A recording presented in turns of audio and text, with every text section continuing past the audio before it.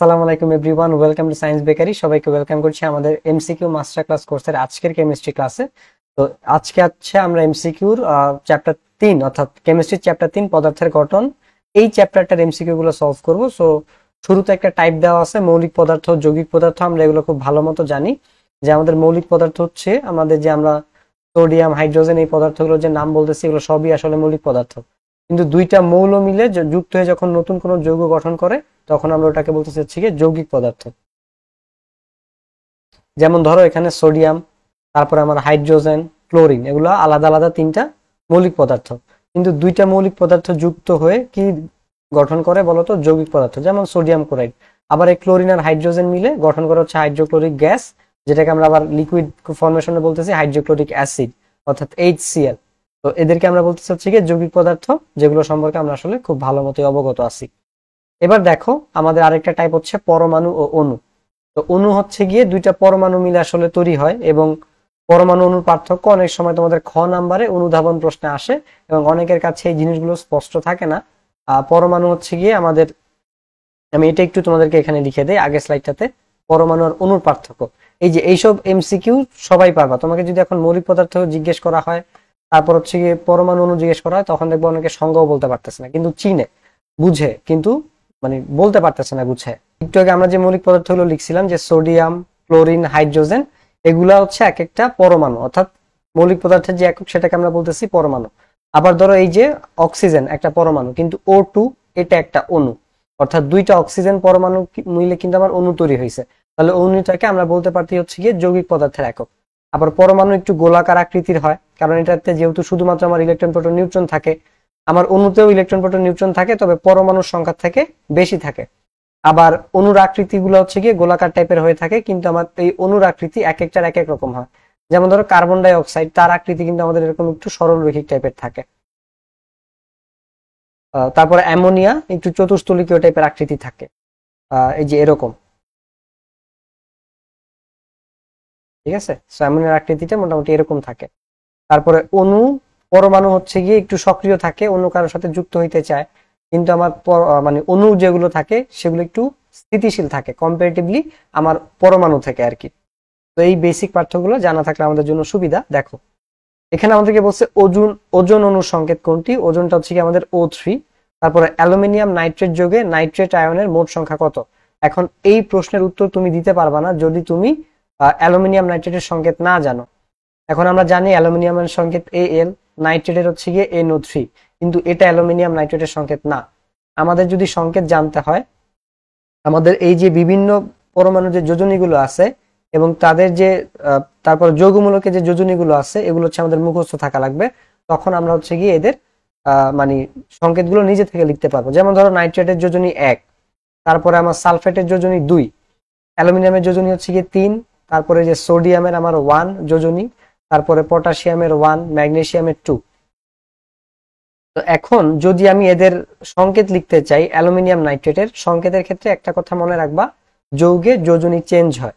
তাহলে নাইট্রেটের ছিল 1, সেটা অ্যালুমিনিয়ামের সাথে আসবে, অ্যালুমিনিয়ামের 3 সেটা নাইট্রেটের সাথে যাবে। তাহলে আমার এখানে ব্র্যাকেট দিয়ে তারপরে 3 দিতে হবে। এখন অনেকে এটা বুঝে না, অনেকে এরকমই করে দেয় যে অ্যালুমিনিয়াম নাইট্রেট LNO3। আমার তো এখানে নাইট্রেটের সাথে 3 আছেই, তাহলে আমার আলাদা করে কেন 3 অ্যাড করা লাগলো? এখানে যে 3টা আছে সেটা হচ্ছে নাইট্রেট যৌগমূলকের 3, আর এই 3টা হচ্ছে আমার মানে অ্যালুমিনিয়ামের যোজনী। তাই ফলশ্রুতিতে এটাই হচ্ছে আমার অ্যাকচুয়াল সংকেতটা। এটা যদি না বুঝে থাকো, আমি আরেকটা এক্সাম্পল তোমাকে দেই। ধরো আমার ক্যালসিয়াম সালফেট, এটা সংকেত হচ্ছে এরকম। এখন এখানে কিন্তু আমার ব্র্যাকেট দিয়ে 2 লেখা লাগে না, কেন?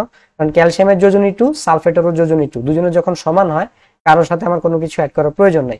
কিন্তু তুমি যখন সোডিয়াম সালফেট লিখবা, সোডিয়ামের যোজনী 1, সালফেটের যোজনী 2, তাহলে সালফেটের যোজনী যেহেতু 2, সেটা চলে আসবে সোডিয়ামের সাথে, তাহলে Na2SO4, এটা হবে সংকেত। সেম ভাবে তুমি যদি ম্যাগনেসিয়াম সালফেট লিখো, দুইজনেরই 2, এই জন্য কারোর সাথে কোনো কিছু বসে না, just simply calcium sulphate, magnesium sulphate. এবার তুমি যদি অ্যালুমিনিয়াম সালফেট লিখতে চাও, তাহলে Al এবং SO4, কিন্তু এটা তো আমার সংকেত না। তাহলে সালফেটের যে যোজনী 2, সেটা এসে বসবে কার সাথে? অ্যালুমিনিয়ামের সাথে, এই যে অ্যালুমিনিয়াম Al2,3। এখন অ্যালুমিনিয়ামের যোজনী কত? 3, সেটা এরকম সালফেটের সাথে ব্র্যাকেট দিয়ে তারপরে 3 বসাইতে হবে। তাহলে অ্যালুমিনিয়াম সালফেট, আমার সালফেট কয়টা আছে? সালফেট আছে দেখো 3টা। সেম ভাবে আমার যে অ্যালুমিনিয়াম নাইট্রেট, আমার অ্যালুমিনিয়ামের যোজনী হচ্ছে 3, সেটা বসতেছে এরকম নাইট্রেটের সাথে গিয়ে, কিন্তু এই থ্রিটা আর এই থ্রিটা আলাদা। এটা হচ্ছে আমার অ্যালুমিনিয়ামের যোজনীটা, আর এখানে NO3, এই থ্রিটা হচ্ছে আমার নাইট্রেটের সংকেতের থ্রি। ঠিক আছে, সো এটা যদি তোমরা এই ছকে দেখো তাহলে এখানে দেখতে পাবা যৌগমূলকগুলোর সংকেত। এই যে বাইসালফেট, সালফাইড, এখানে হচ্ছে কি আমাদের নাইট্রেটটা দেওয়া আছে। তো আমরা যদি এবার এখানে আমাদের যেটা প্রশ্ন ছিল সেটা আমরা যাই, মোটামুটি আমরা তোমাদেরকে সংকেতের লেখাটা শিখাইলাম। সো এই যোজনীগুলো যদি মনে থাকে, যৌগমূলকের সংকেত এবং যোজনী যদি মনে থাকে, অনেক সংকেত তুমি নিজে থেকে আসলে লিখতে পারবা। তাহলে দেখো এখানে অ্যালুমিনিয়াম নাইট্রেট, এটাতে নাইট্রেট আয়নের মোট সংখ্যা কত? নাইট্রেট আয়ন কয়টা আছে দেখো তো, 3টা আছে, তাহলে আমাদের এখানে অ্যান্সার হবে 3। সালফিউরিক অ্যাসিডের একটি অণুতে মোট কয়টি পরমাণু বিদ্যমান? তাহলে একটু খেয়াল করে দেখো, আমাদের যে সালফিউরিক অ্যাসিডের সংকেত সেটা কি? H2SO4। এখন এই যে সালফিউরিক অ্যাসিডে হাইড্রোজেন কয়টা আছে? 2টা। সালফার কয়টা আছে? 1টা। অক্সিজেন কয়টা আছে? 4টা। তাহলে টোটাল কয়টা হইলো? 7টা পরমাণু হইলো। তাহলে এটা কিন্তু একটা অণু, এটা একটা যৌগিক পদার্থ, তার মধ্যে পরমাণু আছে কয়টা বা মৌলিক পদার্থ আছে কয়টা? 7টা। তাহলে আমাদের এখানে উত্তরটা হবে 7। তো এটা আমি অলরেডি তোমাদেরকে দেখাইছি, এই ছক থেকে যোজনীগুলো মুখস্থ করে ফেলবা। তারপরে দেখো এইখানে আমাদের কপারের ক্ষেত্রে যে কপার 1 আর কপার 2, অর্থাৎ অনেক সময় যোজনী 2টা হয়, সেক্ষেত্রে আমাদের সংকেত চেঞ্জ হয়ে যায়। ধরো সালফার ডাই অক্সাইড, এখানে সালফারের যোজনী কত? এখানে সালফারের যোজনী হচ্ছে গিয়ে 4। সালফার ট্রাই অক্সাইড, এখানে সালফারের যোজনী কত? এখানে সালফারের যোজনী হচ্ছে গিয়ে 6। কেন 6? এস, এই সালফারের অক্সিজেনের যোজনী কত? 2 না, সেই 2 এসে বসবে সালফারের সাথে। সালফারের যোজনী কত? 6 বলছি না এই যৌগে, সেই 6 গিয়ে বসবে অক্সিজেনের সাথে, যৌগে যোজনী চেঞ্জ হয়। তখন দুজনকেই কি করা যায়? 2 দিয়ে ভাগ করা যায়, তখন এটা সংকেত হয়ে যায় sulphur try oxide. Sulphur die oxide কিভাবে হইলো? সালফারের হচ্ছে গিয়ে আমার সালফার ডাই অক্সাইড, তো এখানে তুমি সালফার লিখো, আর এখানে হচ্ছে গিয়ে তুমি অক্সিজেন লিখো। অক্সিজেনের 2 এখানে, সালফারের 4 এখানে, দুজনকে 2 দিয়ে ভাগ করলে সালফার ডাই অক্সাইড। তো এই যৌগটাতে আমার সালফারের যোজনী হচ্ছে গিয়ে 4, আর সালফার ট্রাই অক্সাইড এইখানে আমার সালফারের যোজনীটা হচ্ছে গিয়ে 6। তো সেম ভাবে তুমি যদি ফেরাস আর ফেরিক, যেমন আয়রনের যোজনী হচ্ছে গিয়ে 2টা থাকে, একটা হচ্ছে 2 আর 3। যখন 2 থাকে তখন আমরা এটাকে বলি ফেরআস, যখন 3 থাকে তখন বলি ফেরিক। যেমন FeCl, আরেকটা হচ্ছে FeCl, ফেরিক ক্লোরাইড এবং ফেরাস ক্লোরাইড। এখন সংকেত একটা হবে 2, কেন? ক্লোরিনের 1, সেটা আয়রনের সাথে আছে, এক তো আর আমাদের আলাদা করে লিখতে হয় না। আবার এই এফিডটা ক্লোরিনের ওই পাশে গিয়ে বসছে 2, তাহলে এটা হচ্ছে আমাদের ফেরাস ক্লোরাইড। আর এখানে আবার বলছি না আয়রনের যোজনী 3টা, এই যে 2 আর 3, 2টা, সরি 2 আর 3। তো যখন 3 হবে ক্লোরিনের সাথে, এটা গিয়ে 3 বসবে, তখন এটার নাম হয়ে যাবে ফেরিক ক্লোরাইড। তাহলে এই যৌগটার নাম হচ্ছে ফেরাস ক্লোরাইড, এই যৌগটার নাম হচ্ছে ফেরিক ক্লোরাইড। কিন্তু যখন 2 থাকে, মানে ফেরাস থাকে তখন যোজনী থাকে 2, যখন ফেরিক থাকে তখন যোজনী থাকে 3। তো এরকম কিন্তু যোজনীর কারণে আমার সংকেত চেঞ্জ হয়ে যায়, আমার নামও চেঞ্জ হয়ে যায়। তো যদি এই ছকটা মুখস্থ করতে পারো আর এই ছকটা মুখস্থ করতে পারো, এগুলো সংকেত সহ, এই যোজনী সহ, তাহলে এনাফ।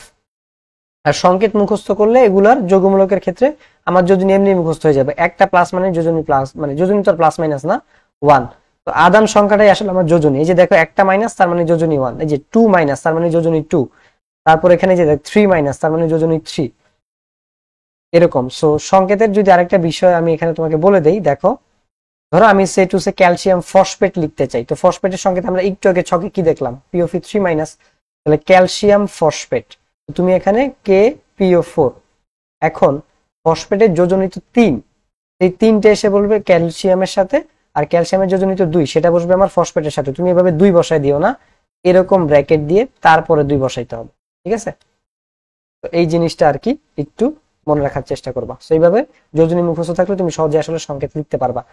সোডিয়াম কার্বনেট যৌগে কয়টি পরমাণু উপস্থিত? এই যে আসতে আবার, এখন তুমি যদি সোডিয়াম কার্বনেটের সংকেত ঠিক মতো না লিখো, তোমার এটার অ্যান্সার হবে না।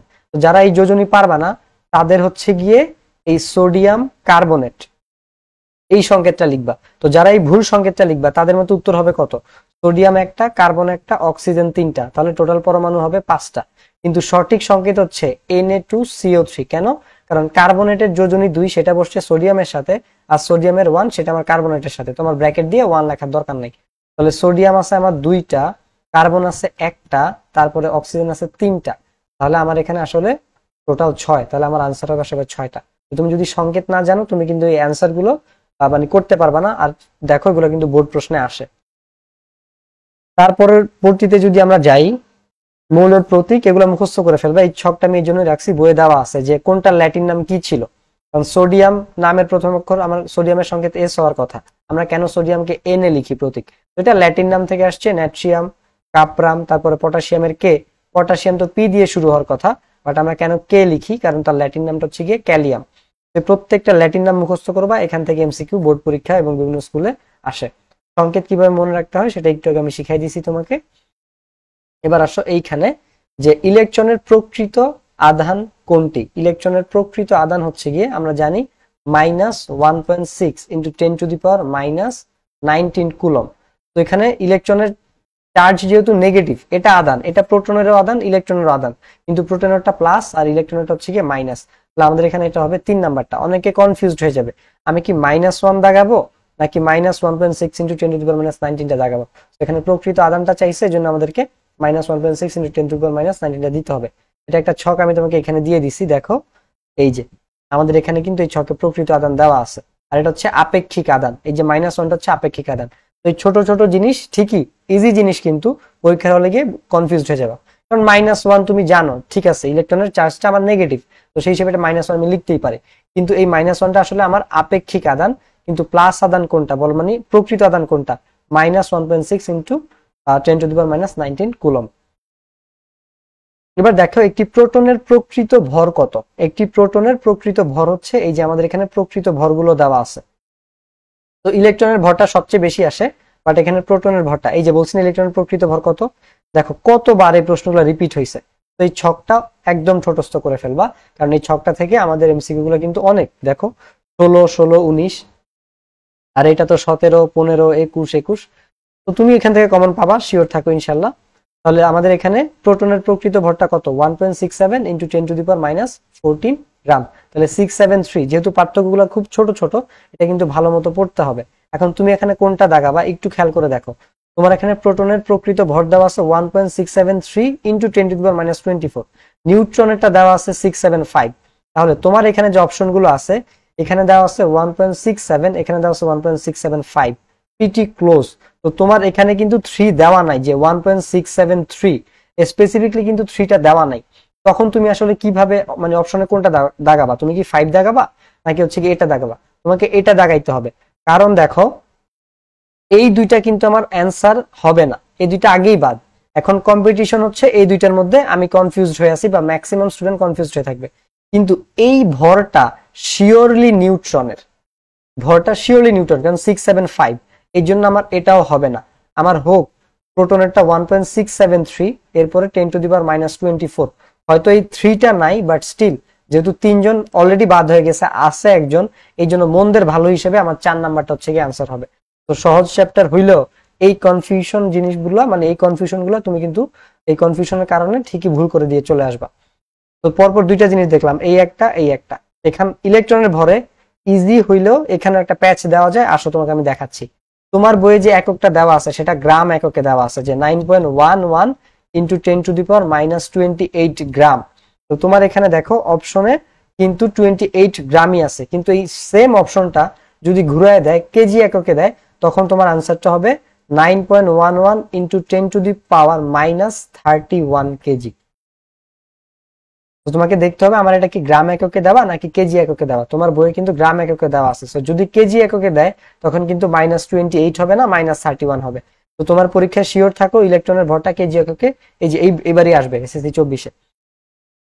এবার হচ্ছে কোন মৌলের পরমাণুতে নিউট্রন নাই। হাইড্রোজেনের পরমাণুতে কোনো নিউট্রন নাই, কারণ আমরা জানি হাইড্রোজেনের ভর সংখ্যা হচ্ছে গিয়ে 1। এখন ভর সংখ্যা 1 মানে কি, আমার ভর সংখ্যা মানে কি, প্রোটন সংখ্যা নিউট্রন সংখ্যার যোগফল। হাইড্রোজেনের প্রোটন সংখ্যা 1, নিউট্রন সংখ্যা কত, নাই, এই জন্যই দুইটা যোগ করে ভর সংখ্যা 1 আসে। বাট হাইড্রোজেনের যে আইসোটোপ গুলো থাকে, প্রোটিয়াম, ডিউটোরিয়াম, তাদের কিন্তু আবার নিউট্রন আছে। যেমন প্রোটিয়ামের নিউট্রন 1টা, ডিউটোরিয়ামের 2টা, এইভাবে। আচ্ছা, প্রোটিয়াম তো হচ্ছে গিয়ে এটাকে বলতেছি, ডিউটোরিয়ামের 1টা, আবার তোমার প্রোটিয়ামের হচ্ছে গিয়ে ট্রিটিয়ামের হচ্ছে গিয়ে 2টা। প্রোটিয়াম হচ্ছে একদম মানে নর্মাল যে হাইড্রোজেনটা থাকে সেটাই। আবার তুমি ডিউটোরিয়ামে যাও, তার ভর সংখ্যা হচ্ছে গিয়ে 2, ট্রিটিয়ামে যাও, তার ভর সংখ্যা হচ্ছে গিয়ে আমার 3। ঠিক আছে, সো সেক্ষেত্রে দেখা যায় আমাদের আসলে এটা ভর একই হবে। তো এই যে ডিউটেরিয়ামের ভর নিউট্রন সংখ্যা 1, কারণ ভর সংখ্যা থেকে তুমি পারমাণবিক সংখ্যা বাদ দিলেই তুমি নিউট্রন সংখ্যা পাচ্ছ। 3 থেকে 1 গেলে 2, এটা ট্রিটিয়ামের নিউট্রন সংখ্যা। তো তোমাকে দেখতে হবে কোন আইসোটোপেরটা বলে কিনা। এখানে নিউট্রন সংখ্যা কত, তাহলে দেখো তোমাকে বলেই দেওয়া আছে যে ভর 35 আর পারমাণবিক সংখ্যা 37, কারণ আমরা এখানে ভর সংখ্যা লিখি, এখানে পারমাণবিক সংখ্যাটা লিখি। তুমি যদি বিয়োগ করো 35 থেকে 17, এটা আসবে আমাদের 18, তাহলে নিউট্রন সংখ্যা হবে 18। তোমার ক্ষেত্রে দেখবা সোডিয়াম দিয়ে আসছে। দেখো তুমি এই যে এই যে মাস্টার ক্লাসে যে আসছো, তোমার এখানে প্রশ্নটা আসছে ক্লোরিন দিয়ে। তুমি কি ক্লোরিন দিয়েই যে হুবহু কমন পাইতে হবে এমন কোনো কথা নাই। এই তোমার সেম প্রশ্নটা সেম টাইপের প্রশ্ন, তোমাকে নিউট্রন সংখ্যায় বের করতে বলবে, কিন্তু সেটা আসবে ম্যাগনেসিয়াম দিয়ে। আবার এখানে কথা আছে, তোমাকে এরকম 24 বলে দিবে না যে তুমি 24 থেকে 12 বিয়োগ করে বলে দিবা যে এরা হচ্ছে গিয়ে আমার পরস্পরের কি বলতো, সরি এরা হচ্ছে গিয়ে, এটা হচ্ছে গিয়ে আমার নিউট্রন সংখ্যা 12। তোমাকে এরকম ভর সংখ্যা বলে দিবে না যে তুমি ইজিলি বিয়োগ করে ফেলবা। তোমাকে এমনও বলতে পারে, জাস্ট ডিরেক্ট মৌলটা বলবে যে ফসফরাসের নিউট্রন সংখ্যা কত। এখন তুমি যারা তোমরা যারা ভর সংখ্যা জানো না তাদের অবস্থা খারাপ। ফসফরাসের ভর সংখ্যা হচ্ছে গিয়ে 31, পারমাণবিক সংখ্যা 15, তাহলে আমি যদি বিয়োগ করি আমার নিউট্রন সংখ্যা আসে 16। তার মানে আমাদের পারমাণবিক সংখ্যা এবং ভর সংখ্যা একদম ছোটস্থ থাকতে হবে, নাহলে কিন্তু পারবা না। অর্থাৎ এই যে নিউট্রন সংখ্যা বের করার এই টাইপটাই তোমার পরীক্ষায় আসবে, হয়তো সেটা ক্লোরিন দিয়ে না। তো এই যে যারা এমসিকিউ মাস্টার ক্লাসে আসছো, তারা এই কোশ্চেন আইডিয়া গুলো, কোশ্চেন প্যাটার্ন গুলো এইভাবে আসলে চিনে যাচ্ছ। তো এইভাবে যদি মাথা কাটা নিজে এই একটা এমসিকিউ করে 10টা এমসিকিউ হচ্ছে কি তুমি করতে পারো। এখন এই সেম ভিডিওটা যদি আমি এখন তোমাকে দেই যে একটা এমসিকিউ দিয়ে 10টা এমসিকিউ সলভ করো, দেখবো সবাই দেখতেছে। বাট এরকম লম্বা লম্বা এমসিকিউ ক্লাস যখন দেওয়া হয় কেউ দেখে না। বাট এই যে ক্লাসগুলো আসলে কিভাবে করা যায় ওটা যদি বুঝতে পারো, বা কিভাবে আসলে তুমি বেনিফিটটা আরো বেশি পাইতে পারো, সেটা বুঝলে তোমার জন্য আসলে কমন পাওয়াটা অনেক বেশি ইজিয়ার হয়ে যায় এবং তুমি অনেক বেশি কমন পাবা। যেমন এই নিউট্রন সংখ্যার আইডিয়াটা আমি তোমাকে অলরেডি দিয়ে দিলাম যে তোমার যেটা ক্লোরিন দিয়েই আসবে এমন কোনো কথা নাই, অন্য মৌল আসবে। আবার তোমাকে যে ওরা ভর সংখ্যা এরকম করে বলেই দিবে, এটাও নাও হইতে পারে। তোমাকে জাস্ট নর্মালি বলবে যে সালফারেরটা কত, এরকম। আবার দেখো এখানে একটু আগে তোমাকে আমি দেখাইলাম না যে তোমার এখানে গ্রাম এককে আছে, বাট তোমার পরীক্ষা সেটা কেজি এককে আসতে পারে। তো এই জিনিসগুলো আমাদেরকে একটু খেয়াল রাখতে হবে। আবার দেখো এখান থেকে তোমাদেরকে বলবে যে আমরা আইসোবার আইসোটোপ, তারপর হচ্ছে কি আইসোটোন, এই জিনিসগুলো হচ্ছে গিয়ে পড়ছি। তোমাদের বই আইসোটোপ আছে, টোন নাই। এবং হচ্ছে গিয়ে আইসোবার, আইসো মানে হচ্ছে গিয়ে সমান। তো আইসোটোপ মানে হচ্ছে গিয়ে তোমার প্রোটন সংখ্যা সমান, লাস্টে প আছে। আইসোটোন লাস্টে ন আছে, তার মানে নিউট্রন সংখ্যা সমান। এখন তোমাকে এই নিউট্রন সংখ্যা সমান দিয়ে এই প্রশ্নটা উল্টা হয়ে আসতে পারবে। বলবে যে নিচের কোনটি পরস্পরের আইসোটোন। আইসোটোন মানে হচ্ছে যাদের নিউট্রন সংখ্যা সমান, যেমন সোডিয়াম আর ম্যাগনেসিয়াম। হিসাব করে দেখো ওদের দুইজনেরই নিউট্রন হচ্ছে 12টা। তার মানে ওরা পরস্পরের আইসোটোন, তাদের নিউট্রন সংখ্যা সমান। আবার আইসোবার, ভর সংখ্যা পরস্পরের সমান থাকে। তো এরকম দেখো যে নিচের কোন মৌলের নিউট্রন সংখ্যা 6। নাইট্রোজেন, আমার ভর সংখ্যা হচ্ছে গিয়ে 14 আর পারমাণবিক সংখ্যা 7, তাহলে 7 থেকে 14 গেলে 7, 6 না। ম্যাগনেসিয়াম নিউট্রন সংখ্যা 12, একটু আগে বলে আসছি। সালফার নিউট্রন সংখ্যা 32 থেকে 16 গেলে 16, 6 না। তাহলে এটা আমার বোরন, পারমাণবিক সংখ্যা দুঃখিত, ভর সংখ্যা হচ্ছে গিয়ে আমার 11, পারমাণবিক সংখ্যা হচ্ছে গিয়ে আমার 5, তাহলে 11 থেকে 5 গেলে 6। তাহলে এই যে দেখো নিউট্রন সংখ্যা 6, বোরন। তাহলে এখান থেকে তুমি আসলে কি শিক্ষাটা পাচ্ছ, যে আমার নিউট্রন থেকে একটা প্রশ্ন আসবে, সেটা কয়েক ভাবে আসতে পারে, এইটাই। তো এই জন্যই তুমি আসলে এমসিকিউ মাস্টার ক্লাসে আসছো, কোশ্চেন প্যাটার্ন, এমসিকিউ টাইপ এগুলো শিখতেছো, এবং ওই এক টাইপ দিয়ে তোমার আর কয়েকটা করা লাগে না, তুমি অ্যাকচুয়ালি কোশ্চেন আইডিয়া পেয়ে যাচ্ছ। এবং তোমার আসলে এই টাইপের প্রশ্ন যদি পারতে হয় তাহলে তোমাকে কি করতে হবে, দেখো এখানে আমি যেটা বলছি যে আমার যে প্রকৃত এই ছকটা ভালো মতো শিখে থাকা লাগবে। তুমি আইডিয়াটা পেয়ে গেলা, এবার তুমি বইয়ে গিয়ে হচ্ছে গিয়ে এই এই ছকটা ভালো মতো মুখস্থ করো। নিউট্রনের এই প্রশ্নগুলো থেকে এই যে কত ভাবে প্রশ্ন আসতে পারে আমি তোমাকে বলে দিলাম।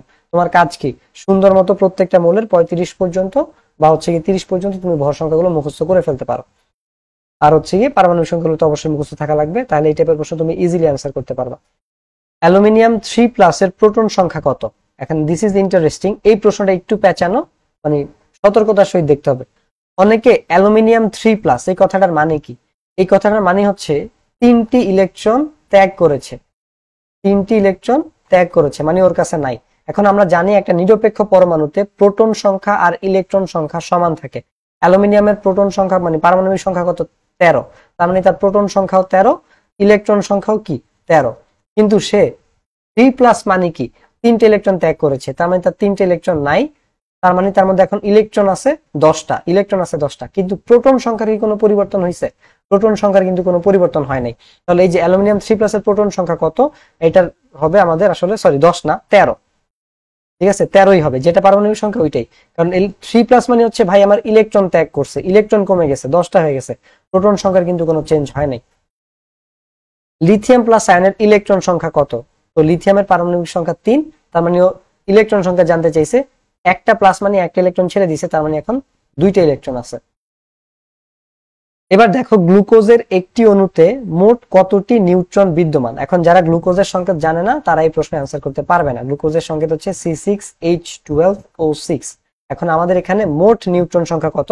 আমাকে এখানে একটা একটা করে হিসাব করতে হবে, এবং কয়টা পরমাণু আছে একটু সাবধানে মনোযোগ দিয়ে প্রশ্নটা দেখো।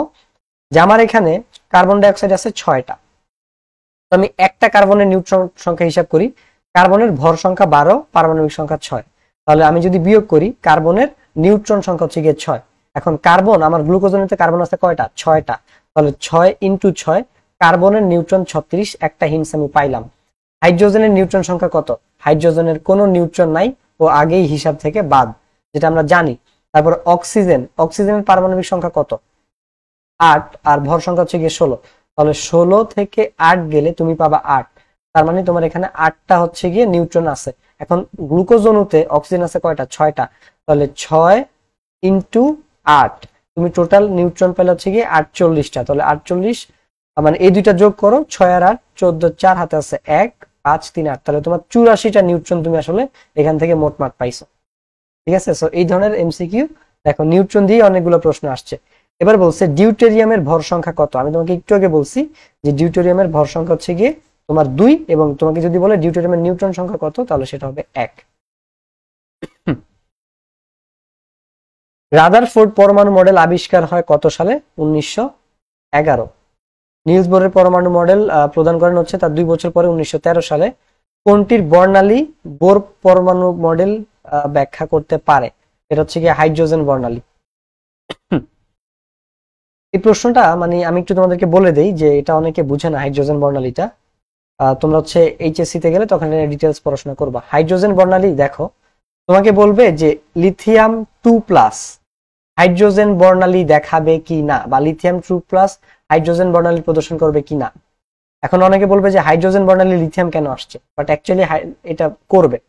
কেন করবে আমি তোমাকে বলি। লিথিয়ামের পারমাণবিক সংখ্যা হচ্ছে গিয়ে 3, তার থেকে তুমি যদি একটা ইলেকট্রন বাদ দিয়ে দাও, তাহলে আমার সরি 2+ মানে কি 2টা ইলেকট্রন বাদ দিয়ে দাও, তাহলে ওর মধ্যে ইলেকট্রন আসার কয়টা? একটা। হাইড্রোজেনের মধ্যে ইলেকট্রন কয়টা থাকে? একটা থাকে। তাহলে হাইড্রোজেন বর্ণালী বলতে বোঝায় 1 ইলেকট্রন বিশিষ্ট পরমাণুর বর্ণালী। অর্থাৎ আমি যদি বলি সোডিয়াম 10+, এটা কিন্তু হাইড্রোজেন বর্ণালী দেখাবে, যদিও বহুত প্যারা আছে, আন্দাজে তুমি 10টা ইলেকট্রন নিয়ে যাবে, এত তো সোজা না। তো এরকম তোমার ধরো বেরিলিয়াম 3+, তারপর হচ্ছে গিয়ে ধরো তোমার ম্যাগনেসিয়াম 11+। 11+ মানে কি 12টা ছিল, 11টা ইলেকট্রন দিয়ে দিছে, একটা ইলেকট্রন আছে। এরকম হাইড্রোজেন বর্ণালী মানে যে শুধুমাত্র হাইড্রোজেনই হতে হবে বিষয়টা তা না, সেটা হচ্ছে গিয়ে আমার একটা ইলেকট্রন বিশিষ্ট পরমাণু। এটা দিয়ে তোমরা ম্যাথও করবা যখন এইচএসসি তুলবা তখন। তাহলে কোনটির বর্ণালী বোর পরমাণুর মডেল ব্যাখ্যা করতে পারে? সেটা হচ্ছে আমার হাইড্রোজেন। যদি এখানে লিথিয়ামটা 2+ দিত না, প্রশ্নের মধ্যে একটু গ্যাঞ্জাম হয়ে যেত। একটু সতর্ক থাকো ওই প্রশ্নের ক্ষেত্রে, দেখবে আমি যেভাবে তোমাকে অপশন দিয়ে শিখাইছি, দেখবে যে এইভাবে আসছে, লিথিয়াম 2+ দিয়ে, সোডিয়াম 10+ দিয়ে। একটু সতর্ক থেকে তোমাকে অপশন, যদি অপশনে হাইড্রোজেন না থাকে তাহলে ওগুলো আনসার হবে। যদি অপশনে হাইড্রোজেন থাকে, ধরো হাইড্রোজেনও আছে লিথিয়াম 2+ও আছে, তাহলে কিন্তু তোমার হাইড্রোজেনটাই অ্যাকচুয়ালি অ্যান্সার হবে, কারণ তুমি ছোট ক্লাস। এবার K+ এর বহিঃস্থ শক্তি স্তরে কতগুলো ইলেকট্রন আছে? বহিঃস্থ শক্তি স্তরে 8টা ইলেকট্রন আছে, কারণ পটাশিয়ামের ইলেকট্রন বিন্যাস হচ্ছে 2 8 8 1। তো একটা ইলেকট্রন যদি দিয়ে দেয় তখনই তো K+ হয়, তাহলে লাস্ট কক্ষপথে কয়টা আছে? 8টা আছে। MBR, এখানে M এর মান কত? এই যে এই প্রশ্নটা এইবার দেখো, যেটা আমি বলছি যে তোমার যদি M এর মানটা, এখানে M এর মানটা ইলেকট্রনের ভর বুঝায় না। আপনি তো হচ্ছে গিয়ে ভর সংখ্যা এটা পড়ে আসছেন, আপনার বইয়ে আছে এইটা। আবার কেজি এককে নিলে আমার হচ্ছে গিয়ে 31 কেজি হইতো। তো যাদের দুইটাই জানা আছে, আন্দাজে যদি 31 চোখে পড়ে দেখা যাবে এইটা দাগায় দিছে। আবার তুমি কিন্তু বইয়ে এটা দেওয়া আছে, এখন বইয়ে যেটাই দেওয়া থাকুক, গ্রাম এককে এটাই সঠিক, তাহলে কেজি এককে এটা সঠিক, কিন্তু এটা কি কেজি এককে আছে? না, -31 আছে, বাট সেটা গ্রাম এককে। তাহলে আমার সঠিক অ্যান্সার আসলে এইটাই। ওকে, সেটা একটু মাথায় রাখতে হবে। যে ইলেকট্রনের ভর, এই এমটা দিয়ে ইলেকট্রনের ভর বোঝাচ্ছে, গ্রাম এককে হইলে এইটা, আর যদি -31 থাকে তাহলে এককটা আমাকে অবশ্যই কেজিতে হইতে হবে, এটা একটু খেয়াল রাখবা। এবার আসো 4f এর n প্লাস l এর মান কত। এখন 4f এর জন্য আমি যদি তোমাকে দেখাই,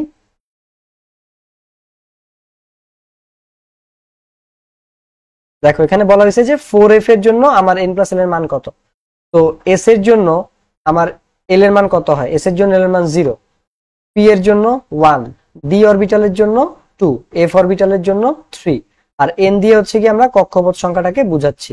এখন তুমি যে এখানে বলছে 4f, তার মানে n এর মান হচ্ছে গিয়ে 4 প্লাস f এর জন্য আমার l এর মান কত 3, তাহলে f এর জন্য এটা হবে 3, তাহলে n প্লাস l এর মান এটা আমার আসতেছে 7, 4f এর জন্য অ্যান্সার হবে 7।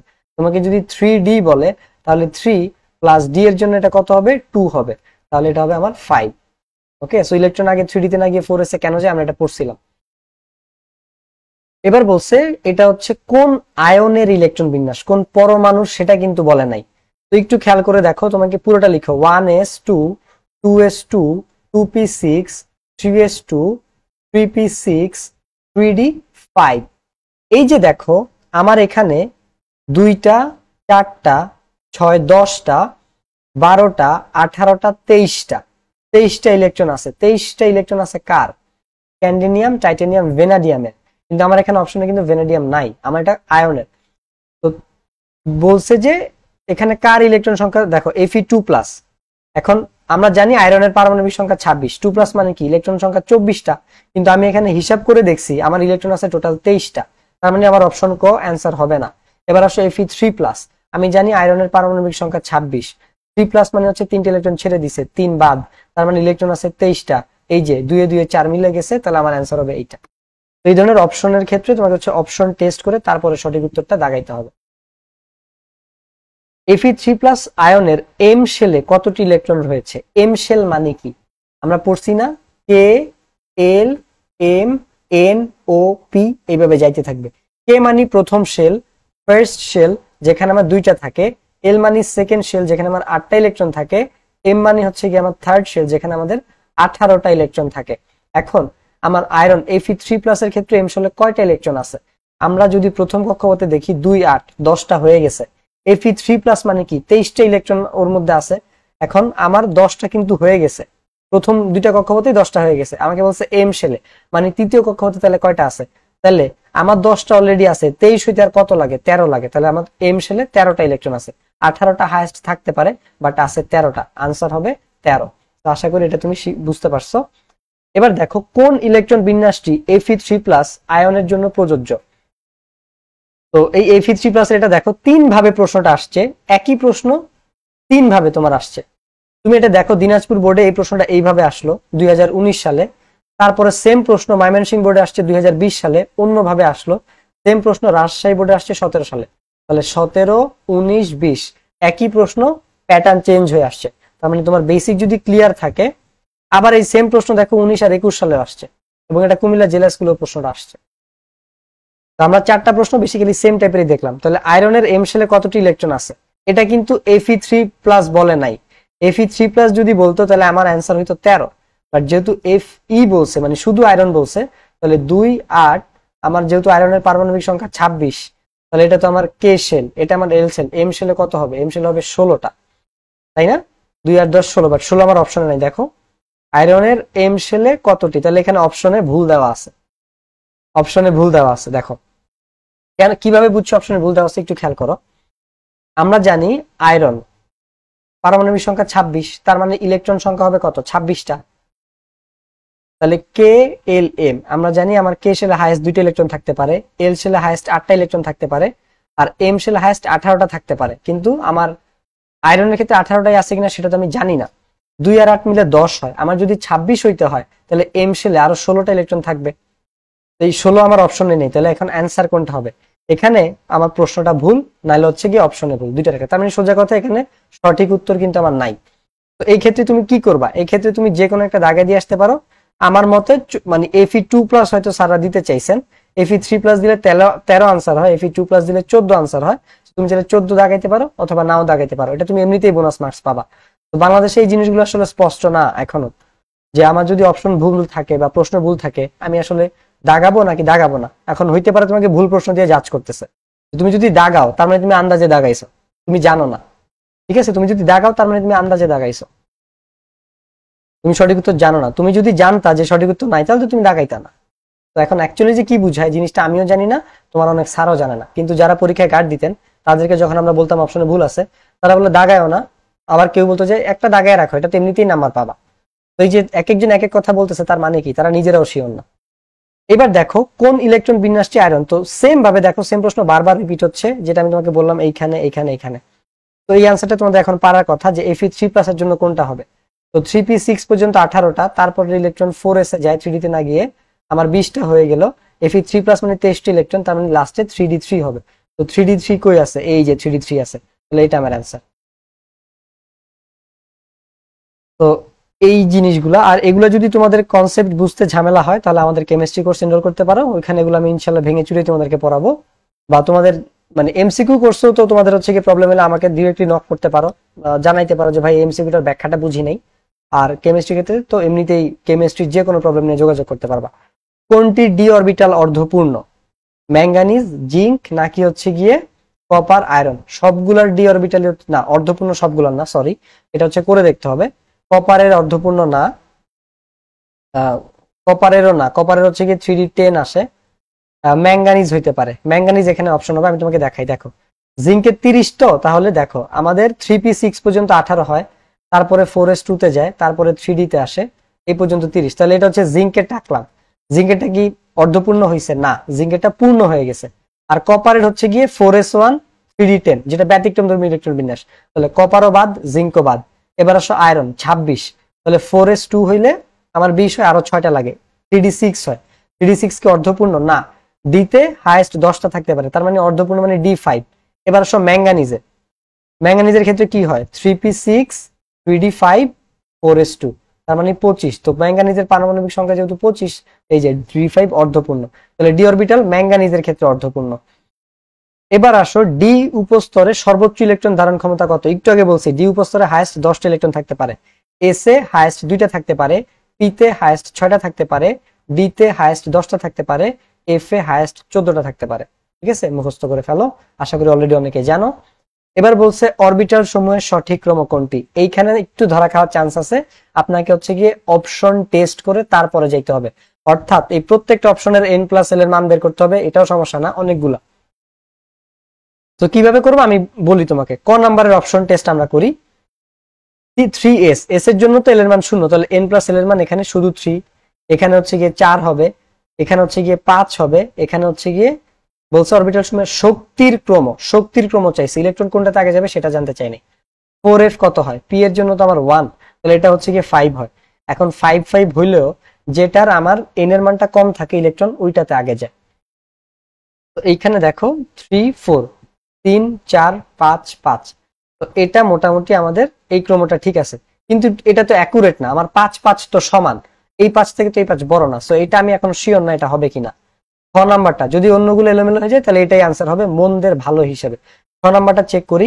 5s এর জন্য এটা শুধু 5 হবে, কারণ n+l এর মান কি 5 + 0, s এর জন্য 0 হয়। আবার 4d এর জন্য 4 + 2 এটা হবে 6, আবার 5p এর জন্য 5 + 1 6, আবার 6s এর জন্য 6, এখানেও জগা খিচুড়ি আছে। এবার আমি অপশন গতে যাই, এই যে এটা অপশন গতে 4 আর f এটা হবে 7, আর 6 এর জন্য এটাও 7, আবার 6d এর জন্য এটা হচ্ছে কি আমার 8, 5d এর জন্য তো আমার 2 হয়, এটা হয় 7। তাহলে 7 এর থেকে 8 বড়, এটা থেকে 7 বড়, এটা থেকে তো 7 বড় না, তাহলে অপশন গ হিসাবেই নাই, বাইরে। এবার আসলে 4 নাম্বার অপশনটা আমরা চেক করে দেখি। 4 নাম্বার অপশনে 3 আর হচ্ছে কি এরপরে 4, না এরপরে 5, 3s এর জন্য 3 হবে, 3d এর জন্য 3 আর 2 5 হবে, ঠিক আছে, আবার 4s এর জন্য 4 হবে। 5 এর থেকে কি 4 বড়? না, তাহলে এই তিনটা অপশন হিসাবেই নাই। এখন কথা হচ্ছে কোনটা আমাদের অ্যান্সার হবে। আমরা খ নাম্বার অপশনটা আবার দেখি, এইটা এইটা, এই যে দেখছো গ্যাঞ্জামে পড়ছো তুমি, 3 এর থেকে 4 বড়, ঠিক আছে, তারপর হচ্ছে কি আমার 4 এর থেকে তো 5 বড়, এটাও ঠিক আছে, কিন্তু এখানে 5 দুইটা সমান। আবার এইখানে আসো যে আমার 4 মানে 5, তারপরে 6, তারপর হচ্ছে গিয়ে 6 5p1 6, ঠিক আছে, 6 ঠিক আছে, 6 ঠিক আছে। তাহলে এইখানে এখন কথা হচ্ছে কোনটা সঠিক হবে, এটা আমাদেরকে জানতে হলে এন এর মানের দিকে তাকাইতে হবে।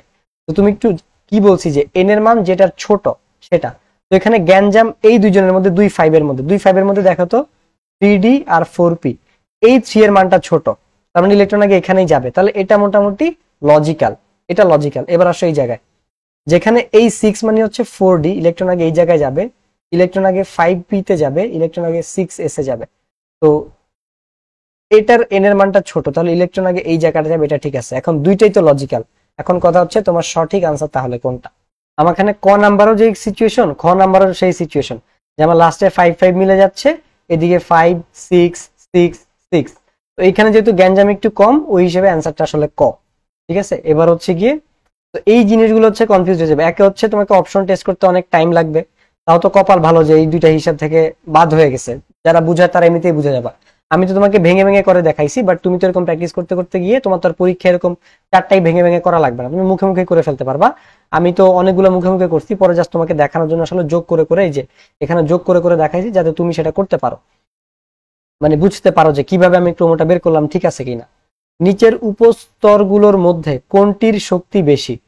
তাহলে 3D-র জন্য হচ্ছে 3 আর D এর জন্য এল এর মান হয় 2, তাহলে 5। 4D-র জন্য 4 আর 2 6, এটা 5 এটা 6। 4S এর জন্য 4 আর 0 4, 5S এর জন্য 5, তাহলে কোনটা বেশি? 4D-টা বেশি। হাইড্রোজেনের আইসোটোপ কতটি? 7টি। হাইড্রোজেনের কোন আইসোটোপের একটি মাত্র নিউট্রন আছে? ডিউটেরিয়াম। সংকেত কি? 2H1। ট্রিটিয়াম কি? T1। ট্রিটিয়ামের নিউট্রন 2টা। তো তোমার বোর্ডে দেখবেন ট্রিটিয়ামেরটা দিয়ে প্রশ্ন আসছে। নিচের কোনটি কৃত্রিম উপায়ে তৈরি? হাইড্রোজেন, ডিউটেরিয়াম, না ট্রিটিয়াম, নাইট্রোজেন। দেখো হাইড্রোজেনের 3টা আইসোটোপ হলো প্রোটিয়াম, ডিউটেরিয়াম, ট্রিটিয়াম। এদের মধ্যে প্রথম দুটি প্রকৃতিতে পাওয়া যায়, 99.8% পাওয়া যায় প্রোটিয়ামটা, মানে যেটা হাইড্রোজেনের এক ভর যেটা আমরা পাই। আর ডিউটেরিয়ামটা হচ্ছে 0.05% পাওয়া যায়। আর ট্রিটিয়ামটা পাওয়া যায় না, ট্রিটিয়ামটা হচ্ছে আমার ল্যাবে কৃত্রিম ভাবে তৈরি করা। এই যে এর আইসোটোপ নিচের কোনটি? আইসোটোপ মানে কি বলতো? লাস্টে প আছে না, তার মানে প্রোটন সংখ্যা সমান। যদি আইসোটোন থাকতো তাহলে নিউট্রন সংখ্যা সমান, যদি আইসো বার থাকতো তাহলে ভর সংখ্যা সমান। তাহলে আমার এখানে পারমাণবিক সংখ্যা কত? 6, কারণ এরকম বাম পাশের উপরে হচ্ছে ভর সংখ্যা থাকে, আর নিচে হচ্ছে গিয়ে আমাদের জেড দিয়ে পারমাণবিক সংখ্যাটা থাকে। তাহলে এখানে পারমাণবিক সংখ্যা কার সাথে মিলে?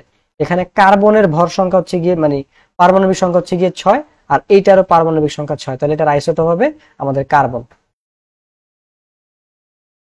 পারমাণবিক ভর বা আপেক্ষিক পারমাণবিক ভর নির্ণয়, অ্যালুমিনিয়ামের আপেক্ষিক পারমাণবিক ভর 27। সেই সূত্রগুলো দিয়ে অনেক সময় সৃজনশীলের তিনের জন্য আমার ম্যাথ আসে, এগুলো তোমরা খুব ভালো মতোই পারো আমি জানি। প্রকৃতিতে 35 ক্লোরিন আইসোটোপের শতকরা পরিমাণ কত? 75%। হুবহু বইটা দেওয়া আছে, এটা দিয়ে একটা অঙ্ক দেওয়া আছে, এবং এই শতকরা পরিমাণ দিয়ে তোমাকে আপেক্ষিক পারমাণবিক ভর বের করতে বলে, যেটা হচ্ছে গিয়ে তোমার অনেক সময় সৃজনশীলে গ নাম্বারে বা 3-4-এ আসে। এফ এর আপেক্ষিক পারমাণবিক ভর কত? 19। সিলিকনের একটি পরমাণুর ভর কত? তো সিলিকনের একটি পরমাণুর ভরের সূত্র আমরা এখানে একটু আগে দেখলাম না, যে কার্বন 12 আইসোটোপ দিয়ে ভাগ করতে হয়। একটি পরমাণুর ভর এটা আমরা কিভাবে বের করব? মূলের একটি পরমাণুর ভর হচ্ছে গিয়ে দেখো আপেক্ষিক, আমি এখানে সূত্রটা হচ্ছে আপেক্ষিক পারমাণবিক ভরের, আপেক্ষিক পারমাণবিক ভরের সূত্র হচ্ছে গিয়ে এইটা। আর কার্বন 12 আইসোটোপের যে মানটা, মানে এটার মান হচ্ছে আমার 1.66। এখন আমার কাছে এখানে যেটা চাইছে সেটা হচ্ছে সিলিকনের। এখন সিলিকনের ভর আমরা কত জানি? সিলিকনের আমরা ভর জানি হচ্ছে গিয়ে 28। 28 ইজ ইকুয়াল টু একটি পরমাণুর ভর ইন্টু ডিভাইডেড বাই একটি পরমাণুর ভর, যেটা আমাদের বের করতে হবে 1.66 ইন্টু 10⁻⁻24। Where is calculator? তাহলে আমার যেহেতু একটা পরমাণুর ভর বের করতে হবে, এই মানটা এই পাশে এসে 28-এর সাথে গুণ হয়ে যাবে না? এবার তুমি হচ্ছে 28-এর সাথে গুণ করে দাও, যে 1.66 ইন্টু 10⁻⁻24 ইন্টু 28, আমার এটা আসছে 4.64 ইন্টু 8। আমি ওই সূত্রটার এখানে এসে বুঝালাম যাতে তুমি বুঝো আমি কিভাবে বের করছি, সূত্র থেকে বের করছি। এই যে এটা হচ্ছে আমাদের আসছে খ নাম্বারটা। ওকে, তো ওই সূত্রটা থেকে বের করছি, আমাদেরকে একটা পরমাণুর ভর চাইছে। আমি আবার একটু বুঝিয়ে দিই যারা বুঝো নাই। তোমাকে জাস্ট সিলিকনের আপেক্ষিক একটা পরমাণুর ভর বের করতে বলছে। এই যে সূত্রটা আমরা এখানে পাইছি, এটা কার? আপেক্ষিক পারমাণবিক ভরের সূত্র। আমাকে বের করতে হবে এইটা, আর এই যে মানটা নিচে, এটার মানটা কত? 1.66 ইন্টু 10⁻⁻24। এই যে দেখো এখানে দেওয়া আছে।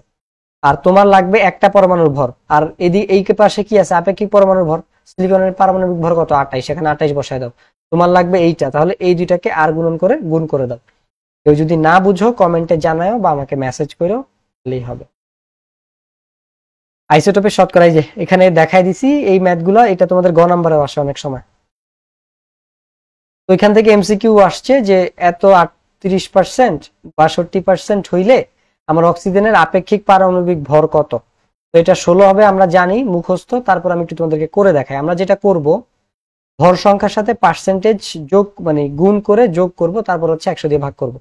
এখানে ভর কত 16, এইটার 16, এটা কত পার্সেন্ট আছে 38% আছে, ইন্টু 38 যোগ এই আইসোটোপের ভর কত 15 ইন্টু এটা পার্সেন্টেজ কত, এটার হচ্ছে পার্সেন্টেজ 62। এবার তুমি এদেরকে গুণ করো, যোগ করো, 16 ইন্টু 38 যোগ ব্র্যাকেট দিবা 15 ইন্টু 62 ডিভাইডেড বাই 100, 15.38 আসছে। তাহলে এটা হবে 15.38। আন্দাজে কেউ 16 দাগাইলে ইন্না লিল্লাহি ওয়া ইন্না ইলাইহি রাজিউন। ঠিক আছে, এবার বলছে পৃথিবীর বয়স নির্ধারণে কোন মৌলের আইসোটোপ ব্যবহার করা হয়? কার্বন। এই যে এই আইসোটোপটা, কার্বন 14 আইসোটোপটা ব্যবহার করা হয়। টিউমারের উপস্থিতি নির্ণয়ে কোনটি ব্যবহৃত হয়? এই ধরনের প্রশ্ন পারার জন্য মানে যেটা করতে হয় যে তোমার ধরো এখন টিউমার দিয়ে আসছে, তোমার উচিত অপশনে যেগুলো আছে সেগুলো কোনটা কোন বাজে মানে কোন কাজে ব্যবহার করা সেগুলো জেনে রাখা। যেমন টেকনিশিয়ামটা কি কাজে ব্যবহার করা হয়, সেটা হচ্ছে আমার হাড়ের ব্যথার উপস্থিতি। তারপরে ফসফরাস লিউকোমিয়া রোগের জন্য, আয়োডিন এটা হচ্ছে আমার থাইরয়েডের জন্য। আর আমাদের যেটা আনসার টিউমারের উপস্থিতি নির্ণয় এবং নিরাময়, দুইটার কাজে আমাদের হচ্ছে কোবাল্ট 60 এই আইসোটোপটা ব্যবহার করা হয়। তো অপশনে যেগুলো আছে সবগুলো জেনে রাখবা। তেজস্ক্রিয় আইসোটোপের ব্যবহার অনেক সময় সৃজনশীলের 4 নম্বরে আসে। মৌলের ল্যাটিন নাম থেকে এসেছে এরকম কোনটা হচ্ছে কি আছে? তো ম্যাঙ্গানিজ Mn, এটা নরমাল ইংরেজি নাম থেকে আসছে। বাট এই যে সোডিয়াম, নাট্রিয়াম, তারপর হচ্ছে প্লাম্বাম যেটাকে আমরা লেড বলতেছি এখন, Pm। তাহলে অ্যান্সার হবে 1 ও 3। সংকেত থেকে কি কি পাওয়া যায়? এই সংকেত থেকে তুমি কি পাও? 16 অক্সিজেন 8 2। এই সংকেত থেকে আমি পাই ভর সংখ্যা 16, পারমাণবিক সংখ্যা 8, বিয়োগ করে নিউট্রন সংখ্যা পাই 8। আবার এটা হচ্ছে 2টা ইলেকট্রন বাইরে থেকে গ্রহণ করছে, তার মানে ওর ইলেকট্রন সংখ্যা হচ্ছে কি এখন অক্সিজেন তো 8টা থাকে, ইলেকট্রন সংখ্যা হচ্ছে এখন 10। এই ইনফরমেশন গুলো আমি পাই। প্রোটন সংখ্যা 8, হ্যাঁ এটা আমি পাইছি। ইলেকট্রন সংখ্যা 10, ওই যে বাইরে থেকে 2টা গ্রহণ করছে, 2টা, এই যে 2, হ্যাঁ এটাও আমি পাই। নিউট্রন সংখ্যা 8, এই যে ভর সংখ্যা যেহেতু দেওয়া আছে বিয়োগ করে নিউট্রন সংখ্যা 8 পেয়ে গেছি। তাহলে আমি 3টা ইনফরমেশন এখানে পাই। তাহলে 1 2 3 হচ্ছে কি আমার অ্যান্সার। শেষ। ওকে, সো এই টাইপের আমি অনেকগুলো আসলে সবগুলো রাখি নাই, এই যেগুলো মোস্ট ইম্পর্টেন্ট সেগুলো এখানে রাখছি। বাট এই টাইপের মানে এই চ্যাপ্টার এমসিকিউ পারার জন্য তোমাকে অবশ্যই মেইন বইটা ভালো মতো পড়া লাগবে এবং বুঝে পড়া লাগবে। আমরা চেষ্টা করব টেস্টের পরে এই অধ্যায়ের আবার নতুন করে দেওয়ার জন্য চেষ্টা করব যদি প্রয়োজন হয়, কারণ টেস্টের পরে নতুন নতুন মানে আবিষ্কার হবে। দেখো এই যে KLM এর যেটা তোমাকে পড়াইলাম না, যে আমার কে তে হাইয়েস্ট কয়টা ইলেকট্রন থাকতে পারে 2টা, এল শেলে হাইয়েস্ট কয়টা 8টা, এম শেলে হাইয়েস্ট কয়টা 18টা, এন শেলে হাইয়েস্ট কয়টা 32টা, তাই তো? এখন তোমাকে বলবে যে এম শেলে কয়টা উপশক্তি স্তর আছে? এম শেলে 3টা উপশক্তি স্তর আছে। কারা? 3s 3p 3d। তো এগুলো তোমার জানতে হবে। আবার এন শেলের কয়টা উপশক্তি স্তর আছে? 4টা, 4s 4p 4d এবং 4f। কে সেটাও যদি জানতে পারো তাহলে ভালো। তো প্রশ্ন অনেকভাবেই ঘুরে ফিরে আসতে পারে। তো এই চ্যাপ্টার থেকে মানে অনেকে মনে করবে যে সহজ, কিন্তু দেখবে এই চ্যাপ্টারের এমসিকিউ তুমি গিয়ে পরীক্ষা ভুল করে আসছো। যে অধ্যায় 3 তো খুব ভালো পারি, সহজ, এখান থেকে আসে না। বাট বেসিক ক্লিয়ার না থাকলে এবং বই যদি ভালো মতো পড়া না থাকে তুমি এই চ্যাপ্টারের এমসিকিউ পারবা না। তো তোমার বেসিক ক্লিয়ার করার জন্য তুমি আমাদের মানে বইটা ভালো মতো পড়ো বুঝে। এমসিকিউ কোর্সে আসার দরকার নাই, যদি নিজে ভালো মতো একা পড়তে পারো। এমসিকিউ কোর্স বলতে মানে কেমিস্ট্রি কোর্সে। আর যদি প্রবলেম হয় তাহলে আমাকে জানাবা। আর অবশ্যই তোমার বই ভালো মতো পড়া থাকতে হবে তুমি যদি এই চ্যাপ্টার এমসিকিউতে ভালো করতে চাও, এটা আমি বারবার বলে দিচ্ছি। তো এই ছিল বরং আমাদের চ্যাপ্টার 3 এর এমসিকিউ ক্লাসটা। সবাইকে ধন্যবাদ। আসসালামু আলাইকুম।